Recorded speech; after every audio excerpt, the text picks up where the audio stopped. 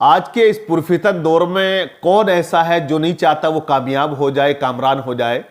Screen پر آپ کو یہ تصویر نظر آ رہی ہے، تصویر میں بزرگ ہیں، کافی ضعیف ہیں، لیکن ان کی زندگی کا یہ معمول رہا۔ 40 سال انہوں نے اپنی زندگی اس طرح سے گزاری کہ اذان ہونے سے پہلے یہ مسجد میں داخل ہو جایا کرتے تھے اور اذان کا انتظار کرتے تھے، نماز کا انتظار کیا کرتے تھے۔ لیکن ایک دن انہوں نے مسجد کے امام صاحب سے کہا کہ حضرت، جس دن میں 2 نمازوں میں غیر حاضر رہوں، 2 نمازوں میں حاضر نہ ہو پاؤں، تو سمجھ لینا کہ میرا انتقال ہو چکا ہے اور میرے جنازے کی کفن دفن کی آپ تیاری کر لینا۔ کیونکہ دیکھیں، ان کی بیوی کا انتقال ہو چکا تھا، فوت ہو چکی تھی، اور ان کے یہاں کوئی اولاد تھی نہیں، کوئی ان کا بچہ، بیٹا، بیٹی کوئی نہیں تھا۔ لیکن آپ قسمت دیکھیں، مقدر دیکھیں، وہ انسان جو 40 سال تک لگاتار نماز پڑھتے رہے، اذان سے پہلے مسجد میں داخل ہو جایا کرتے تھے، ایک دن جمعے کی نماز کے لیے آتے ہیں، نماز کی حالت میں ان کا انتقال ہو جاتا ہے۔ نماز کی حالت میں انتقال ہوا تو آپ دیکھیں کہ وہ انسان جن کا کوئی چراغ جلانے والا نہیں تھا، آگے پیچھے کوئی نہیں تھا، اکیلے تھے، تن تنہا زندگی گزار رہے تھے، لیکن جب جنازہ اٹھایا جاتا ہے تو پیر رکھنے کی جگہ وہاں مل نہیں پاتی ہے۔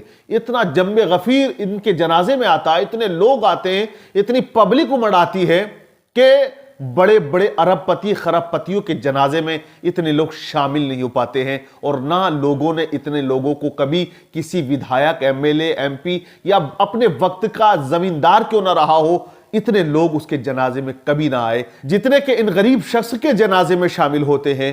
آتے ہیں، حیران تھی دنیا، وجہ کیا تھی؟ تو وجہ وہی تھی کہ انہوں نے اپنے رب کو راضی کر لیا، اللہ کو راضی کر لیا، عبادت کی انہوں نے ایسی۔ اور قرآن یہ کہتا ہے قد افلح المؤمنون، مومن کامیاب ہو گئے۔ تو مومنوں کو قرآن نے کامیاب کہا، تو نماز کامیابی کی بنیاد ہے، نماز ترقی کی بنیاد ہے، نماز وہ عبادت ہے جو انسان کو مخلوق خدا کے اندر مقبول بنا دیا کرتی ہے، مخلوق خدا کے اندر محبت پیدا کر دیا کرتی ہے۔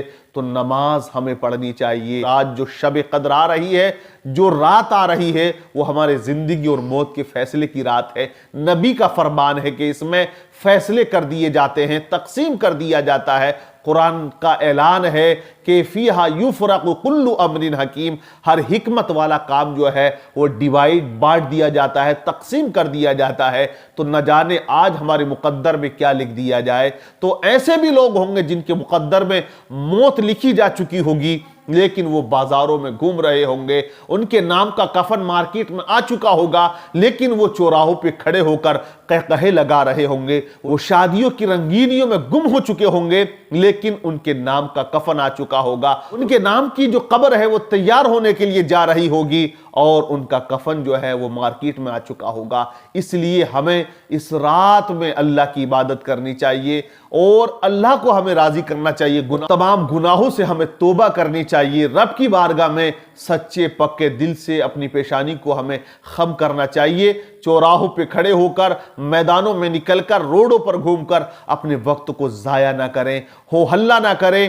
حالات آپ سب سمجھ سکتے ہیں کیا چل رہے ہیں، اس لیے یہ عبادت کی رات ہے۔ کیونکہ دیکھیے وہ رات ہے کہ آپ نے حکایت سنی، میں نے پہلے بھی آپ کو سنایا تھا، عیسیٰ علیہ السلام نے دیکھا تھا پتھر کے اندر ایک وہ انسان جو 400 سال سے عبادت کر رہے، اور 400 سال سے تن تنہا تھے، نہ کسی کی غیبت، نہ جھوٹ، نہ برائی، نہ شراب، نہ زنا، ایسی عبادت کرنے والے انسان جو تمام برائیوں سے دور رہے۔ کیونکہ دیکھیں آج میں اور آپ نماز پڑھتے ہیں، مسجد سے باہر نکلے، چغلی کر دی، برائی کر دی، گناہ کر لیا، اور بہت سے ایسے نظارے دیکھے جس سے انسان گناہگار بنتا ہے، پھر وہ عبادت ہماری ہوتی ہے۔ لیکن وہ انسان جو ایسی عبادت کر رہا ہے تمام برائیوں سے دور رہ کر، وہ بھی 400 سال سے، تو اللہ نے کیا فرمایا عیسیٰ علیہ السلام سے؟ میرے محبوب کا امتی اگر شب برات میں جاگ کر عبادت کر لے گا تو میں اسے 400 سال کی عبادت کا ثواب عطا فرماؤں گا۔ تو آپ سمجھ سکتے ہیں کیسی افضل عبادت، تو آپ اندازہ لگا سکتے ہیں کہ کتنی افضل رات ہے۔ تو ہمیں جاگ کر اللہ کی عبادت کرنی ہے۔ اللہ تمام مسلمانوں کو صحیح طریقے سے شب برات میں عبادت کرنے کی توفیق عطا فرمائے۔